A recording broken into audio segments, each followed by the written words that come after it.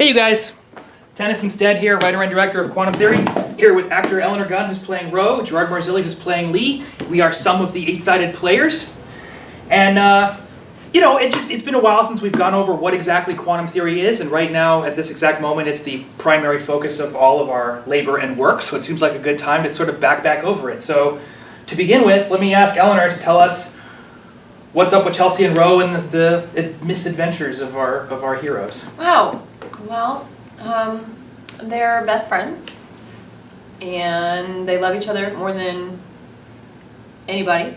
They're each other's lifeline, and they're both such wonderfully awkward human beings. They are so good at what they do, and they're going to save the world no matter what. And I think it's amazing right now to have a story about two female protagonists that don't have a sexual relationship and are just the love that they have that transcends all odds and gets them to actually save the world is best friend love. And that's not something that you see much of, even in Disney movies. There are no buddy cop movies for ladies. Besides what was that one? The Heat. Oh yeah. Where it actually passed the Bechdel test, and they didn't talk about men for the majority of the movie. America Young got me to watch that movie, and she's a huge fan of it. Yeah, my boyfriend did as well, and he loved it. He was like, "You need to see this movie because it's about women who are doing." I told him about the Bechdel test, and he was like, "The Heat passes it, though." It's like, it does. So I still haven't seen it actually. But yeah, I'm sure it'll be wonderful. But yeah, it's the quantum theory is it's awesome. Yeah, it's awesome, and it's something that isn't in Hollywood, I don't think, right now, and needs to be. Just females who are strong and smart, and yet just kind of that weird. I think it actually is such a well written script. Thank you, but that it plays with this line of cute ditzy girls who are consistently fucking up their world, but are smarter than anybody else they come into contact with. So it's this wonderful play between the two of them where they get themselves into these silly situations and have to find their way out of them. They dig their own well, so to speak. Which I guess is human. Which is, yeah, I mean, we're not all perfect superheroes. We're not all perfect superheroes, but we try. Right. Sometimes we are ditzy as people. Right. So just to put slap an action on the discussion that we're having, what the movie's about is two women who are lab partners and women of science. Women of science. Who build a prototype device called the Elvis prototype that lets you change reality with your thoughts. Hashtag. It amplifies your thoughts into something powerful enough to shape the world around you. And as soon as the prototype is finished, it gets stolen by a defense contractor who uses it on the world. And they just wake up the next day having signed the patents over 5 years ago in a world where they don't know what's wrong, and they actually have to figure out that this is not. But they're just always so hungry to learn about their situation and explore their environment. And ultimately the action is get the prototype. The first step in getting the prototype is building the prototype. Then it's finding a way to steal it back from the people who have it now. But they're so voracious in their appetite for information that they literally can't help themselves but pick apart every single piece of information in their environment to the point where they actually come to the conclusion that this is what's happened. You can't trap these women and expect them to stay trapped. Right. They'll be like, wait, someone changed history on us. In all reality. Without any evidence of it. They literally did the math. And they figure it out with math. Normally we would call that schizophrenia. With these ladies, it's great storytelling. Great storytelling.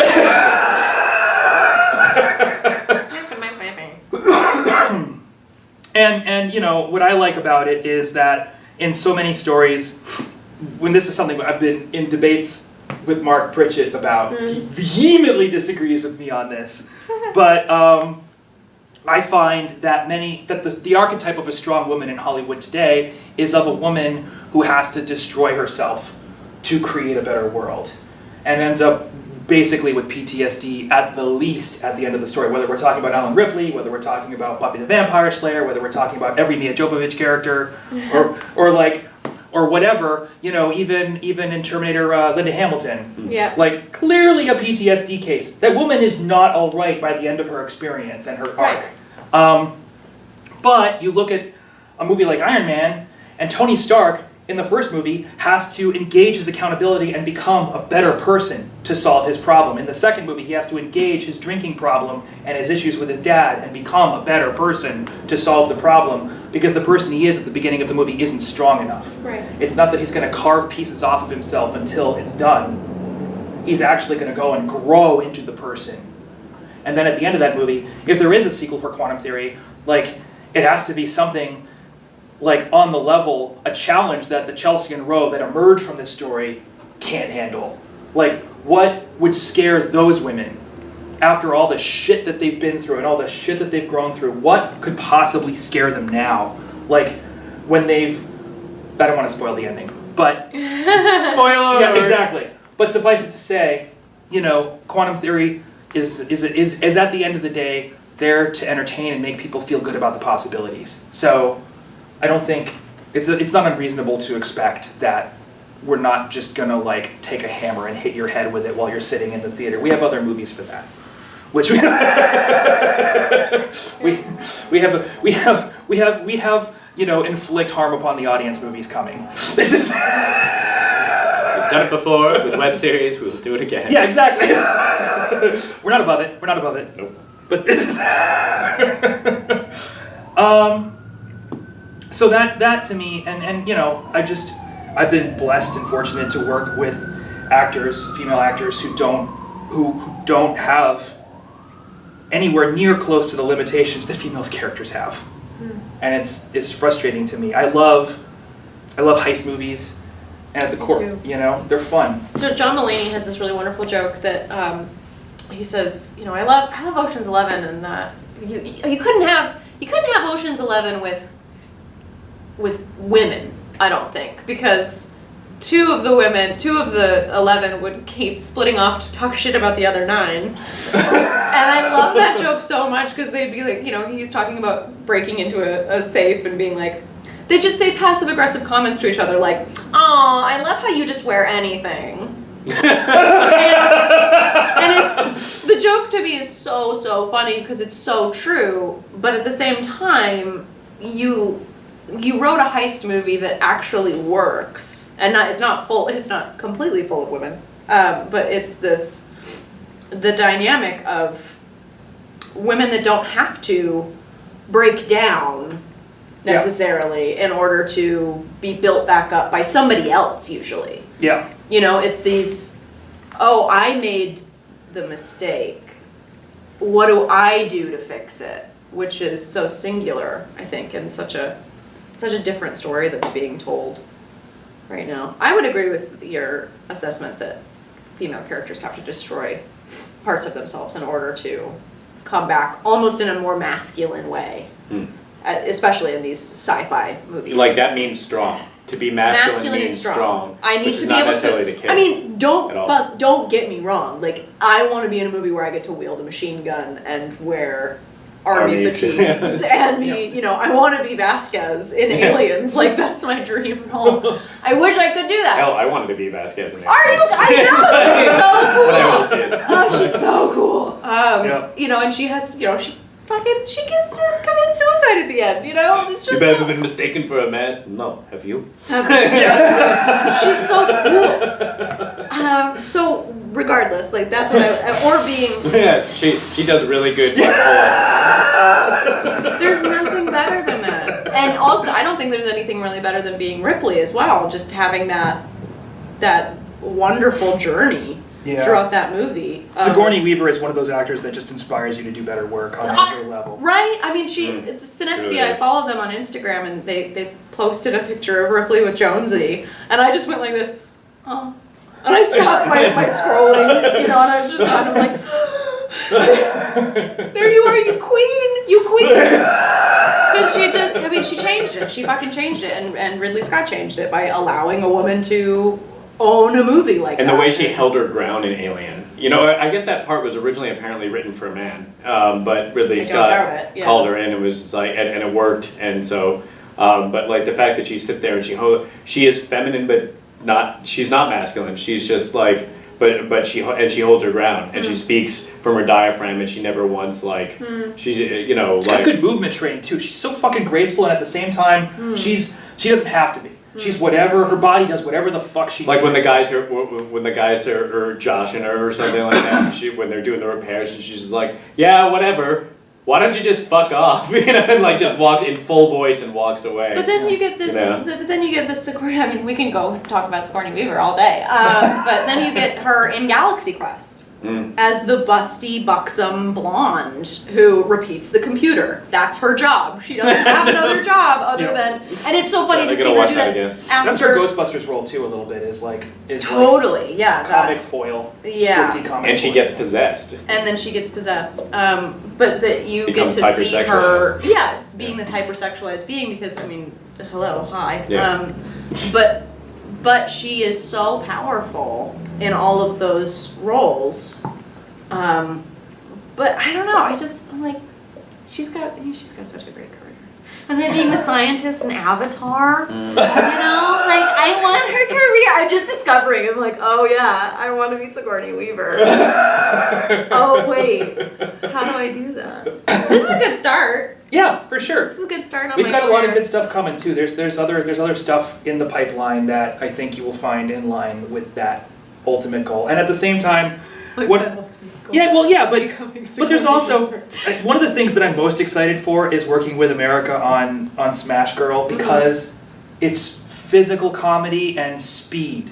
Like, is the whole movie. Like, the cool thing, the reason why, going back to the Heat, the reason why the Heat is so compelling is because, there's a number of reasons. It's a good script. It's a structured script. Right. Like, going back, fundamentally extremely strong.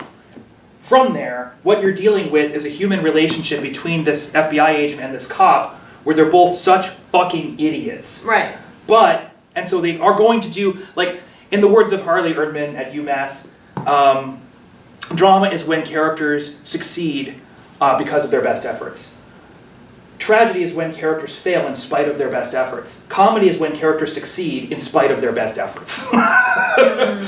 So, they're going to succeed in spite of their best efforts. They're going to do the dumbest fucking shit. But You're right. And you're gonna succeed. And you're going to succeed, but That's You what. need Wow, that I think that's. I just realized what angers me about comedy so much. people get shit for free and it bothers you. Yeah. Yeah, thank you for finally helping me figure out that problem. But the thing that works, what I like is Have when a good time, Gerard. Sorry. Just allow yourself Well, hey, to be happy. I like watching the Donald Trump sketches, which are exactly about that on Saturday Night Live. Yeah. Can't imagine. So these women need each other in this extremely human, honest way, and then they find each other, and right away they don't want to need each other, but they have to, and they find a way through it. It's like, oh my god, my heart, like, and then they're stupid at each other, and they're doing all these things to fuck it up. But the compulsion to come together is so strong, and that's why I wrote Smash Girl, because America loves the Heat, and I was like, I'm gonna do something super punk because it's gonna scare the fuck out of her and keep her focused, but I'm gonna create this really funny group of women at the core of it that just have this ultimate human need. And if you've ever known punk bands, like, punk bands are ready to need help. Like, they're like, you don't get into punk unless you have profound needs, because punk is all about how angry you are over your needs. That's the core of fucking money and fucking relationships and fucking stupid fucking bullshit everywhere. Like, that's what And it punk's rocks. about. And it rocks. Yeah, and it's I love it. that's what punk is. And you just get these women on that wavelength all together in a situation where they've learned to harmonize with one another, and one of them plays the drums, and one of them plays the bass, and one of them plays the guitar, and one of them screams for a living. Like, and it's just like, and they work together, and they manage to put butts in seats and make a house full. They can't even get their shit together and find an apartment. Like, they're a fucking wreck. They live in their studio, which costs like $200 a month. It's a fucking disaster. Like I live there. they shower. Yeah, they shower once a week. They're fucking Who in needs ru- that many showers? But you know what? You put those 4 women together, and they could put on a fucking show, and that's not nothing. You know what I mean? Like, so what are they gonna do with it? Well, the conceit of the movie is the headliner winds up with superpowers because of a late night binge, and she does a shitload of PCP and fights a power transformer. And now she's super strong and invulnerable. PCP. So 2008. Really? I thought it was more like 1984. Oh, sure. I think there's a lot of Keep cocaine. drugging by. Well, okay, so maybe we'll hire a drug consultant for the movie. But the point is, The point is, quantum theory is great. Come see it. Come see it. Give us a thumbs up if you like the video. Give us a subscribe if you want to see more of this. And thank you very much for joining us. Bye.